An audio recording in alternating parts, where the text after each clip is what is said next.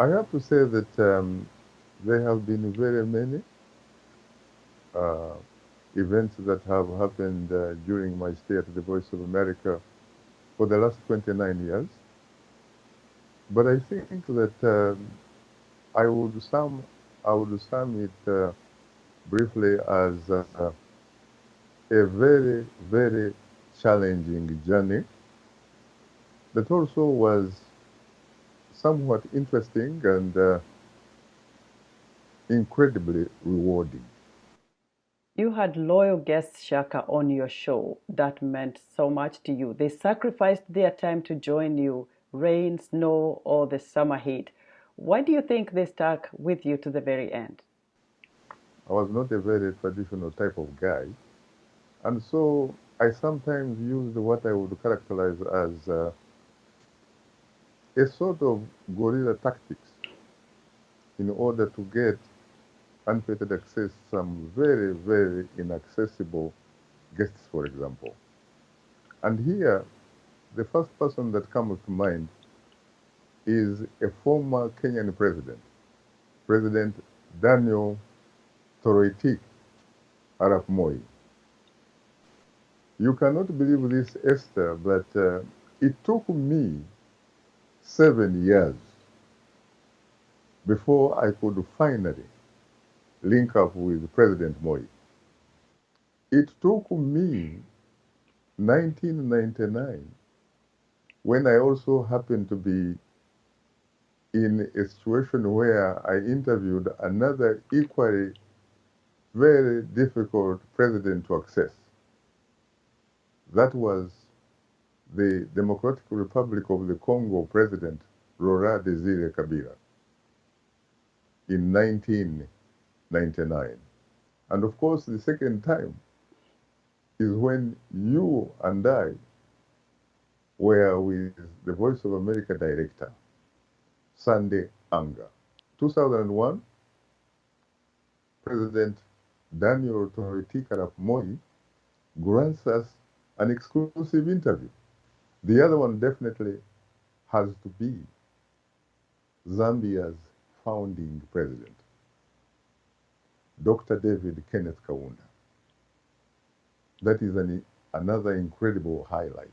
Are you working on a biography to reflect on your journey? And if so, what should we look forward to? I learned a long time ago to know that, yes, you could talk about how the shortest distance between 2 points is a straight line. But to be honest with you, in reality, it is a detour.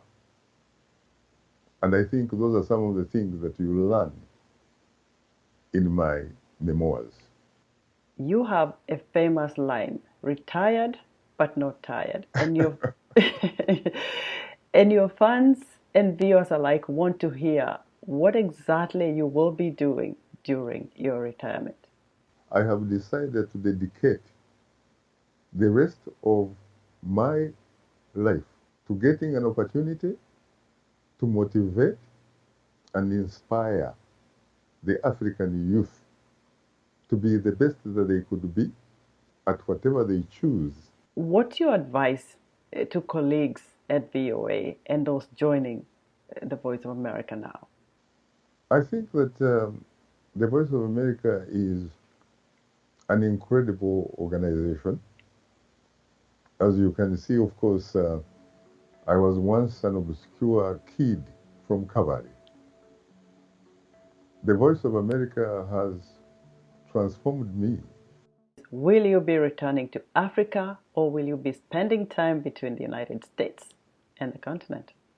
I have often told people that whereas I may in fact be physically present here in the United States, I have never left Africa.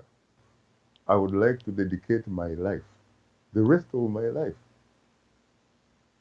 to being there, providing my shoulders to the African youth so that they could actually or can stand on my shoulders to see a little bit further than I.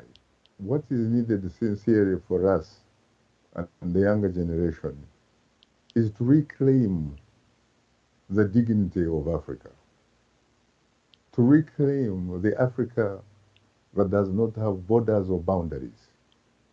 And for that, I thank God the Almighty for having given me the wisdom